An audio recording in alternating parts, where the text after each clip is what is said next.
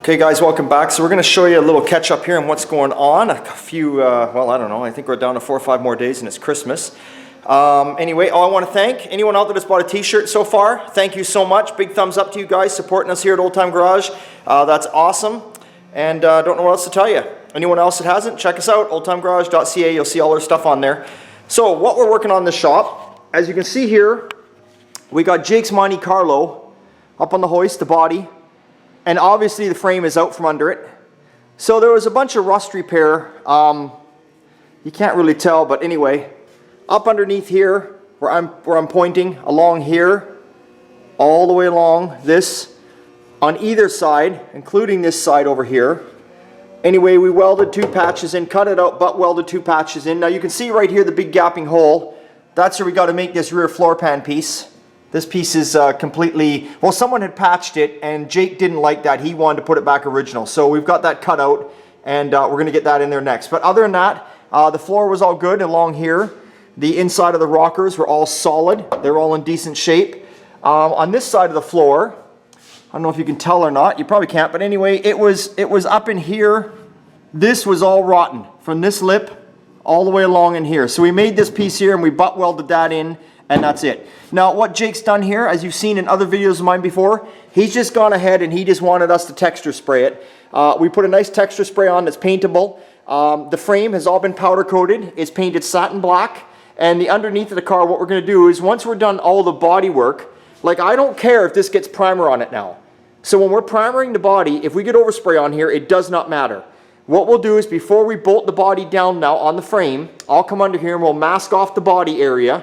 And we're going to shoot the floorboards underneath shiny black, right over top of the texture spray, because like I say, this is sprayable. You can paint over top of this. So we're going to paint over top of that shiny black to match the exterior of the car. So that's basically what's going on there at Jake's. Now we got the Pontiac, Dean's Pontiac, and what we're doing is we've had this motor in and out several times today, but we're mounting, getting everything figured out for the 409. So there's the 409 sitting in place. So we got a couple little issues we ran into. First of all, one of the issues were, as you can see down here, these are bare metal because the mounts we had on there originally that Dean had got us were for a small block Chevy. So of course we went to mount it on and we had forgotten they were small block and the motor wouldn't line up. So we ran down, quickly grabbed the big block ones. Of course we'll take those off and paint those up, but right now we're just doing mock-up. So now when you put these big 409s in here, these big blocks or whatever, you kind of have to, the back corner is not, you can see I've cut this out. The back corner is not shaped like this. I've cut it out because the back of the motor, this head sits further back and it was hitting the firewall. Now originally the firewall, if you look here, if you can see this carefully, this is dipped in. Well, this originally was over a bit more. And I cut it out and I reused this piece because it had the right contour. I reused it. Now I'm just going to fabricate up a piece right here, butt welded in, and away we go. And I made it so there's plenty of clearance. Like look at the clearance down here. I made it so it's plenty of clearance, and the reason we're doing it, now some people will just take a ball beam hammer and smash the firewall in there. And that'll work too, if that's what you want to do. But I wanted to keep this nice, I wanted to keep a nice body line here. I wanted to make it look proper. I wanted to make it look like it came from factory like that. So I always make sure there's a little more clearance than you need, because it never hurts to have a little extra clearance. It just comes in so handy. So that's it. We're kind of got the motor sitting in place. It's on the front mounts right now. Now what we've got is you've got an issue with the transmission. The transmission needs to come over around 1.5 inches. But as you can see, Dean's running the factory exhaust manifolds for this motor. I don't know if you can see down in there, but obviously you can't see nothing. Because yes, the exhaust manifold, if we look very carefully, all of a sudden you see a nice, you see right here, you see a gap, then you see nothing, then you see a gap. Obviously we're hitting the steering box. Now, normally this motor would go in here had it had a factory steering box, but Dean went with the aftermarket steering box that bolts into these Tri-5 Chevys for power steering. And of course it's hitting.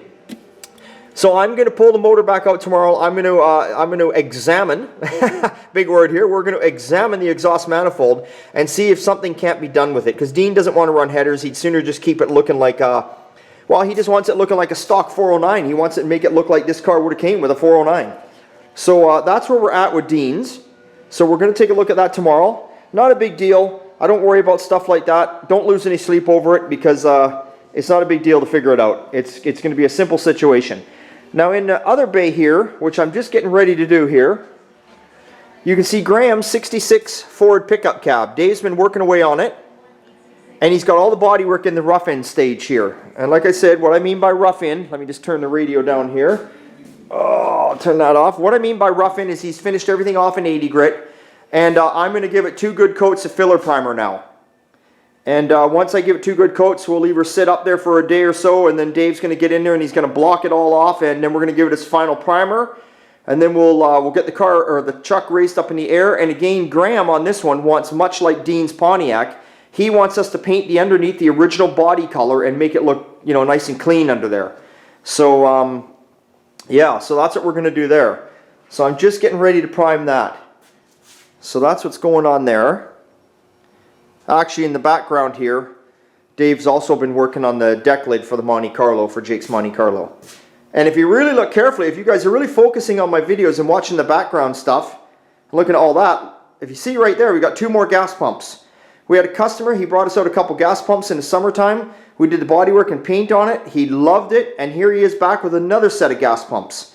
So now we're going to get these ones done. These gas pumps, he said, were Shell. So they're going to go red. So we got those gas pumps to do.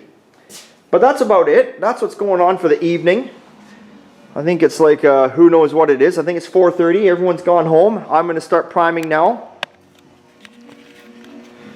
So again, thanks for the people that have ordered a t-shirt off me. I really appreciate it. That's awesome. Hopefully you guys love it.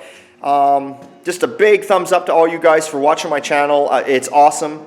And we hope to keep it entertained longer in life here. We'll keep on going with it as long as we can, I guess, for a while anyway, until I get bored of it.